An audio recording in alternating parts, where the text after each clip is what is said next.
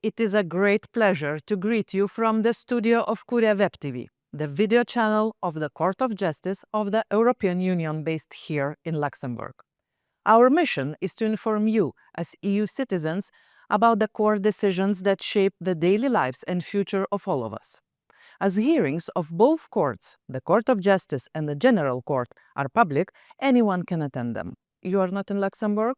You can follow them from whatever suits you best, via your phone or your computer, because the hearings and judgments are streamed live on our website. Now, on Kuria Web TV, you can find much more. Some hearings come with short briefing videos that explain the legal issues involved.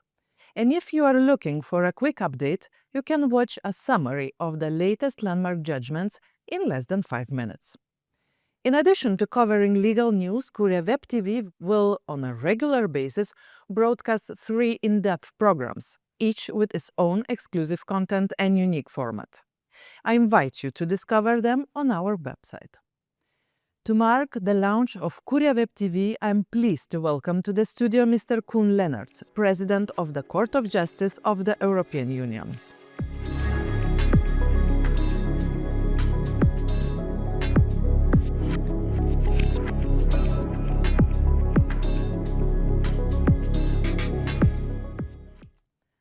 Mr. Lenaerts, thank you for joining me on this occasion.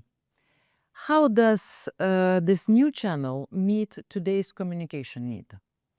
Well, this video channel is part of the court's continuous commitment to making the court's work more transparent and to bringing it closer to the citizens.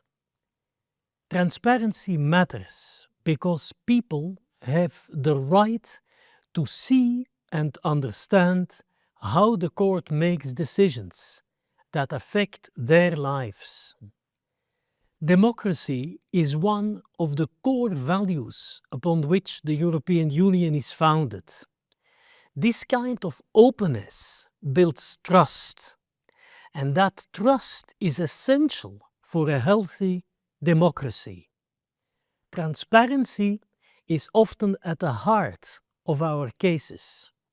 For example, in 2011, we had a case called Access Info Europe against Council. A transparency NGO led by activist Helen Derbyshire asked to see documents showing how national governments positioned themselves during discussions on EU legislation. The Council of the European Union refused, claiming that this would affect the decision-making process. But the General Court, later confirmed by the Court of Justice on Appeal, ruled in favor of transparency, saying that citizens have the right to know how their governments act in Brussels. That knowledge is essential for people to follow and influence EU lawmaking. But transparency is only part of the story. The court also protects the deeper values that underpin the European Union, like freedom, equality, respect for human rights and the rule of law. A good example is the case Digital Rights Ireland, decided in 2014. In this case, an EU directive was challenged.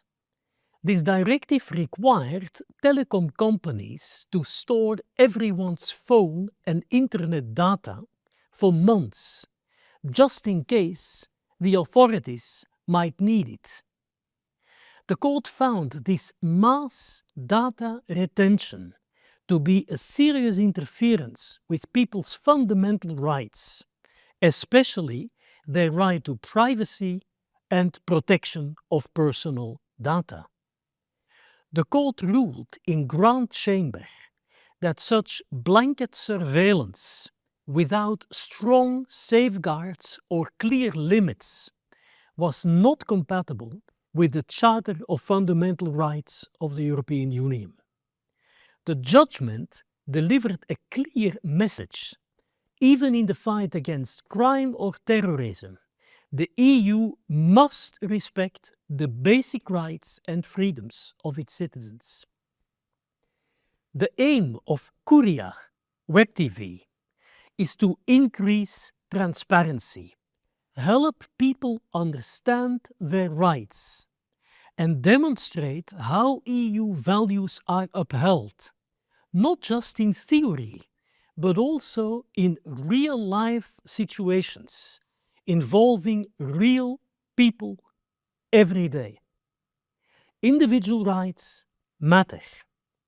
As you say, individual rights matter, but how can European citizens assert their rights?